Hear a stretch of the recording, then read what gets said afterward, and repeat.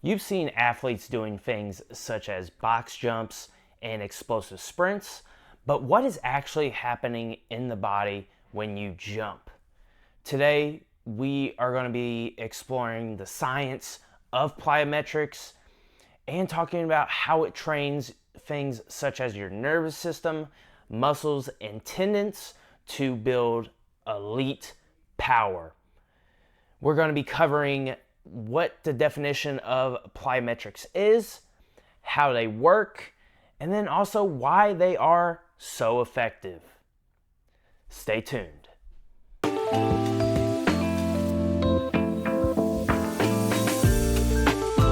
So what are plyometrics? Plyometrics are explosive exercises that use the stretch-shortening cycle. The abbreviation of that, you've probably seen it around, is SSC. But basically, it is using that stretch-shortening cycle of the muscle and tendons during that explosive exercise. Now, some common examples of that, you could be looking at things such as a box jump, def jump, medicine ball slams, any variation of those, or a plyo push-up. The goal of it is to train the body to produce force quickly.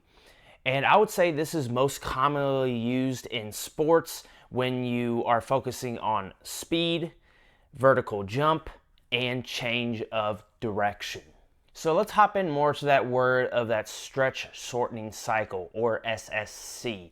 This word here is the foundation of plyometrics. So kind of relate plyometrics to that stretch shortening cycle. Think of it kind of like an equation. Plyometrics equals stretch shortening cycle. The first phase in the stretch shortening cycle is the eccentric phase, and this one is when the muscle lengthens. It's going to be your landing or loading phase. Then you got the amortization phase. This one is basically the transition period between the first phase and the last phase. And this one's going to be basically a brief pause. Then you got the concentric phase, and this is going to be the muscle shortening explosively. So think about this as like the takeoff part of the stretch shortening cycle. The faster this cycle happens, the more power you are going to produce. Think about it like a rubber band. The more it stretches and snaps, the more energy that's going to be produced. What happens to the body during plyometrics? Well, your muscles generate maximal tension in minimal time. It's going to recruit your fast twitch muscle fibers, which are going to be your type 2 fibers, to produce force. For the nervous system, this is going to improve your rate of force development and also your motor recruitment. It basically teaches your brain and your body to fire faster.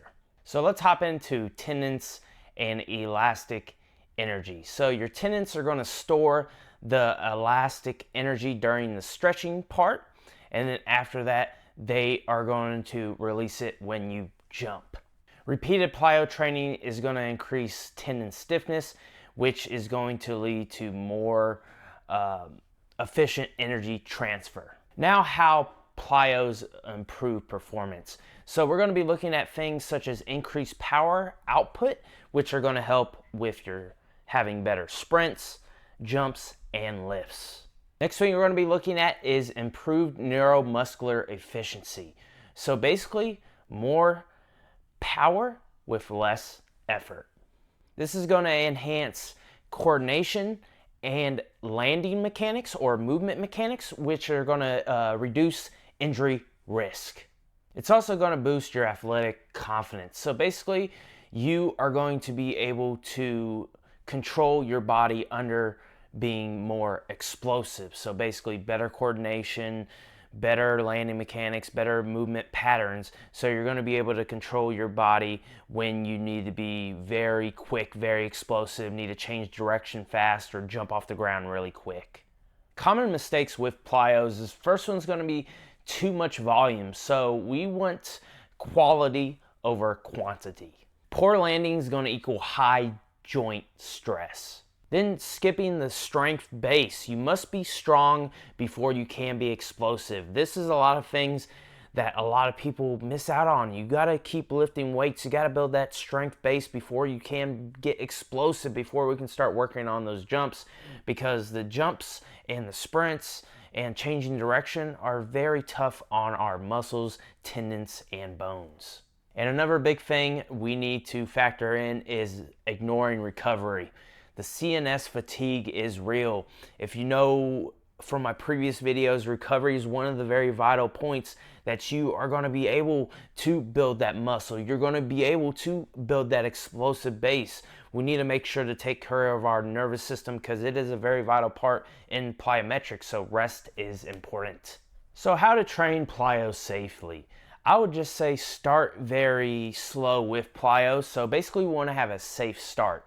So you want to hop into things such as jump squats, pogos, and med ball slams. Focus on landing softly and absorbing that force. You want to rest 48 plus hours after an intense plyo session.